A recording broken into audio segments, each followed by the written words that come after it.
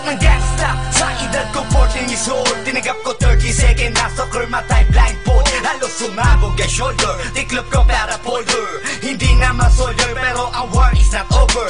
Aking burn ay forever, nasa magkabilang daliri. Mga tusok ng karayo, marka ng mananatili. Alam ko mali pero buhay ko dito naging makulay. Bala ang alay para sa aming mga kaaway. Ang mawalay sa amin na mahal, ako'y nakahanda na. May tempo ang kalaban, ang edad ihihito na. Pero teka muna, ito ba'y katotohanan? Mabigat na katanungan, ano ba pinaglalaban? Na dahil basag ang buhay mo'y sa sakripisyo. Kahit alam mo, nga hastong makulungan ng nicho. Ang peligro at bata sa buhay namin ay